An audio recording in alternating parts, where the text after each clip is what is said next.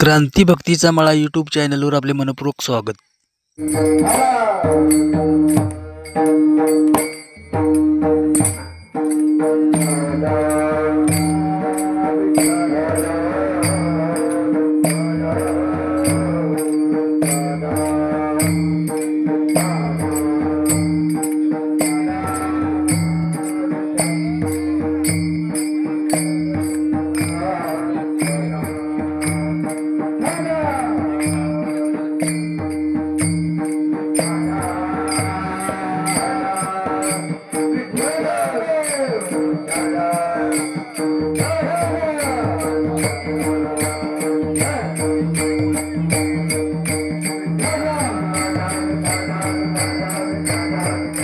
आज या ठिकाणी वैकुंठवासी हरिभक्तपरायण शिवाजी महाराज चव्हाण यांच्या तृतीय पुण्यस्मरणानिमित्त या ठिकाणी या सुंदर अशा हरिकीर्तनाच्या कार्यक्रमाचं आयोजन चव्हाण कुटुंबियांनी केलेलं आहे.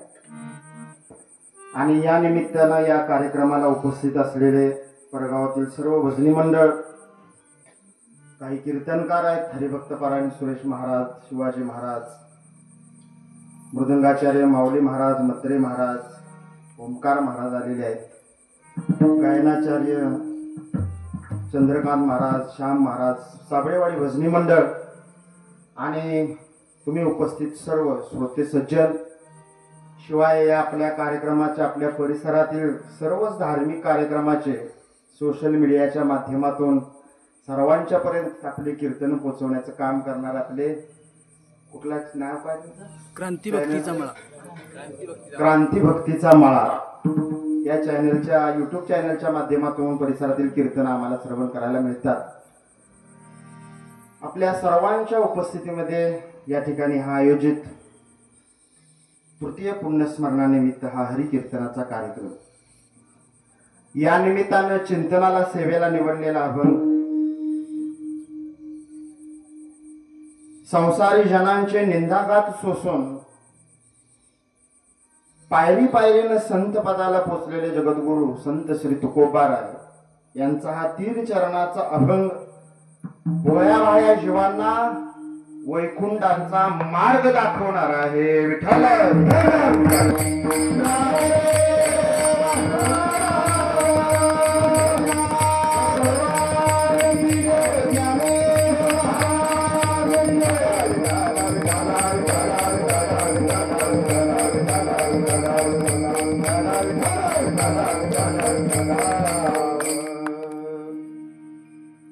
आदरणीय वैकुंठवासी हरिभक्तपरायण शिवाजी महाराज चव्हाण, आमच्या गुरुवर्यांचा म्हणजे वैकुंठवासी रमेश महाराज काटेकर यांचा अत्यंत जवळचा सहवास लाभलेले समर्थ सद्गुरू जनार्दन महाराज वसंतगडकर यांची सेवा करण्याचा ज्यांना योग आला आणि मलाही त्यांच्या सोबतीनं कीर्तनामध्ये चाले म्हणण्याचा योग आला होता. त्यांचा बऱ्यापैकी परिचय होता. अत्यंत सुंदर गायनाचे स्वर, अत्यंत शांत स्वभाव, संत वाङ्मयाचा गाढा अभ्यास, कीर्तनकारांच्या विषयाला अनुरूप असलेलं प्रमाण ते अगदी योग्य द्यायचे. असे पारमार्थातील अत्यंत संयमी आणि सुसंस्कृत असं व्यक्तिमत्व आपल्या मधून निघून गेले. त्याला 3 वर्ष झालेले आहेत आणि आम्हालाही त्यांचा सहवास मिळाला. असो, अशा या वारकरी संप्रदायाची सेवा केलेल्या महान व्यक्तिमत्वांना व त्यांच्याविषयी कृतज्ञता व्यक्त करण्याकरता आपण या ठिकाणी आलेलो आहोत. पुण्यतिथी श्राद्ध याचा अर्थ काय आहे? श्रद्धया क्रियते यतत श्राद्ध. मृत जीवात्म्याविषयी किंवा परलोकी गेलेल्या जीवात्म्याविषयी त्यांच्या कुटुंबियांनी केल्या गेलेल्या श्रद्धेनं ज्या क्रिया आहेत, सत्कर्म आहेत, त्याला श्राद्ध ही संकल्पना म्हटलेलं आहे. जगाच्या पाठीवर आपल्या भारतीय संस्कृतीचा आदर केला जातो. आज जगाला आपल्या भारतीय तत्वविचाराचा, नैतिक मूल्याचा हेवा वाटायला लागलेला आहे. याचा पुरावा 12 वर्षानंतर आलेला आपला कुंभमेळा बघा. कित्येक विदेशी परदेशी पाश्चात्यातील श्रद्धाळू लोक त्या ठिकाणी त्यांचा लोंडाच्या लोंडा यायला लागलेला आहे. यावरून लक्षात घ्या, जगानं आपल्या भारतीय संस्कृतीचा स्वीकार केलेला आहे. आंतरराष्ट्रीय शिक्षण संस्था युनेस्को अजून एक पुरावा. आपल्या भारतीय वैभवशाली संस्कृतीचं पाश्चात्य देशांनी किती अनुकरण केलेलं आहे बघा. किती आपली वैभवशाली ही संस्कृती आहे. आंतरराष्ट्रीय शिक्षण संस्था युनेस्को त्याचं नाव. त्या शिक्षण संस्थेत आपल्या भारतीयांचा धर्मग्रंथ गीता शाळेच्या अभ्यासक्रमामध्ये शालेय मुलांना नैतिक शिक्षण देण्याकरता शिकवला जातो. तुम्ही गुगलवर सर्च करून बघा. वैभवशाली आपल्या भारतीय संस्कृतीची परंपरा आहे आणि या परंपरेचा भाग म्हणून मनुष्य हयात असताना त्या जीवाच्या सुखा समाधानाचा विचार तर आपल्या भारतीय संस्कृतीनं, संत परंपरेनं, ऋषीमुनींनी, शास्त्रकारांनी केलेलाच आहे. पण माणसाच्या मृत्यू पश्चात सुद्धा त्या जीवात्म्याला कसं सुख मिळेल, कारण पुनरपि जननम या सिद्धांतावर चालणारी आपली भारतीय संस्कृती आहे. अविनाशी आत्म्याच्या सुखाचा विचार करणारी आपली भारतीय संस्कृती आहे. म्हणून वर्तमान जीवनामध्ये, दैनंदिन व्यवहारामध्ये त्या आत्म्याला सुख समाधान कसं मिळेल याचा विचार केलेलाच आहे.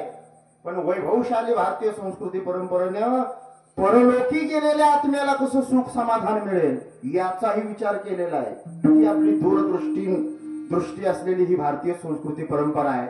आणि त्या परलोकी गेलेल्या जीवात्म्याला सुख देण्याकरता भारतीय आपल्या संस्कृतीनं, परंपरेनं निर्माण केलेली एक संकल्पना आहे. त्या संकल्पनेला श्राद्ध असं म्हणतात. ज्याने आपल्या जन्मा अगोदर आपल्या सुखा समाधानाकरता काबाड कष्ट करून धन संपत्ती वैभव घरदार कमवून ठेवलं, प्रपंच संसाराचा गाडा हाकून आपल्या सुखा समाधानाच्या विचाराकरता या सगळ्या सुखसुविधा आपल्या जन्माच्या अगोदर उभ्या केल्या. का? माझ्या मुलाबाळांच्या करता हे सगळं मी निर्माण करतो.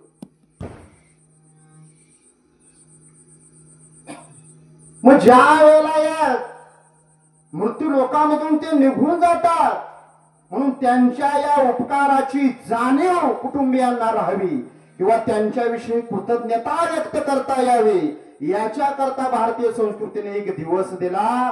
त्या दिवसाला, त्या संकल्पनेला श्राद्ध असं म्हणतात. श्राद्धाची व्याख्या आपण बघतोय. मृत जीवात्म्याविषयी आपल्या अंतकरणातलं असलेलं प्रेम, आपुलकी, जिव्हाळा व्यक्त करण्याचा दिवस म्हणजे श्राद्ध, म्हणजे पुण्यतिथी. आपणालाही या जगाचा निरोप घ्यावा लागणार आहे.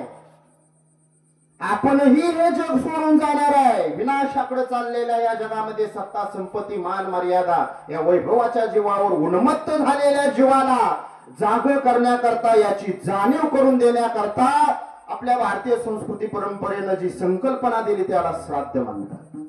अशा ठिकाणी आल्यानंतर मनुष्याला कळतं की बाबा माझाही याचा कार्यक्रम होणार.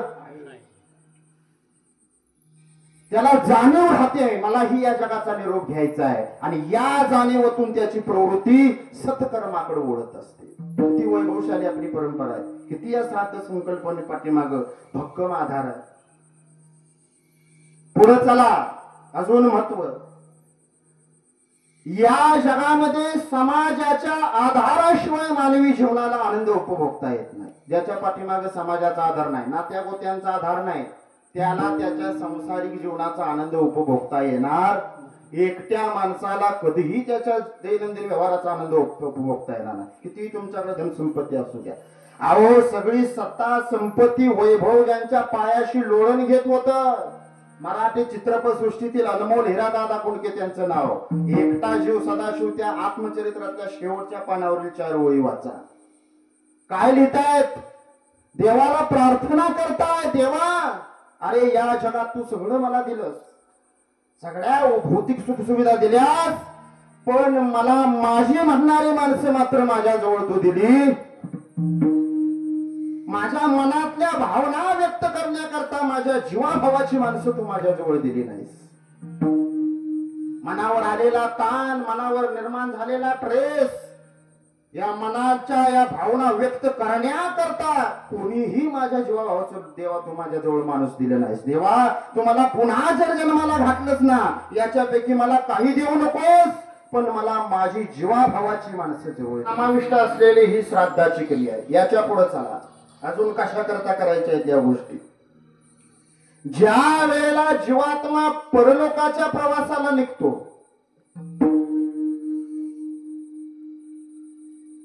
मृत्यूच्या नंतर 14व्या दिवशी जीवात्म्याच्या परलोकाला सुरुवात होते, परलोकाच्या प्रवासाला. हा प्रवास 1 वर्षभर चालतो. 1 वर्षानं त्या जीवानं केलेल्या बऱ्या वाईट कर्माची ईश्वरीय दरबारामध्ये छाननी होते आणि त्यानंतर त्याचा कर्मानुसार पुढील जन्म ठरत असतो. अशी आपली भारतीय परंपरा आहे. मग परलोकाच्या प्रवासाला ज्या वेळेला हा जीवात्मा निघतो, बघा व्यवहारामध्ये आपण एखाद्या प्रवासाला निघत असताना, कोणत्याही दूरच्या गावाला प्रवासाला निघतो, त्यावेळेला आपण काय करतो, त्या प्रवासामध्ये कोणतीही अडचण आपल्याला न यावी याच्याकरता घरातूनच काहीतरी आपण शिदोरी घेऊन बाहेर पडतो. मग कपडा लत्ता असेल, भाजी भाकरी असेल, पैसा अडका असेल, अंथरुण पांघरुण असेल, का प्रवास माझा सुखाचा व्हावा याच्याकरता ही सामुग्री शिदोरी घेऊन आपण बाहेर पडतो. ही व्यवहारातला आहे. तद्वत त्याच प्रमाणे ज्या वेळेला जीवात्मा परलोकाच्या प्रवासाला निघतो ना, त्याला सुद्धा त्या परलोकाच्या प्रवासामध्ये शिदोरीची गरज लागते. आणि जीवाला परलोकामध्ये सुख देणारी शिदोरी जर कोणती असेल तर त्या शिदोरीला पुण्याई म्हणतात. पुण्याईच्या शिदोरीची त्या जीवाला गरज लागते. मग परलोकामध्ये गेलेल्या जीवाला त्या ठिकाणी पुण्याई कमवण्याकरता कोणतीही सोय निसर्ग देवतेने दिलेली नाही. मग परलोकामध्ये त्या जीवात्म्याला पुण्याई द्यायची असेल तर काय करावं लागेल? धर्मशास्त्रकारांनी त्यांच्यासाठी एक उपाय दिलेला आहे. त्यांच्या कुटुंबियांनी जर त्यांच्या तिथीला सत्कर्माच्या रूपाने पुण्याई कमवली तर ती पुण्याई त्या तिथीला त्या जीवाला वाडवडिलांना शिदोरी म्हणून जात असते. आणि ती शिदोरी आपल्याला गेलेल्या वाडवडिलांना त्या जीवात्म्याला देण्याकरता भारतीय संस्कृतीने 1 दिवस वर्षातला दिला. त्या दिवसाला श्राद्ध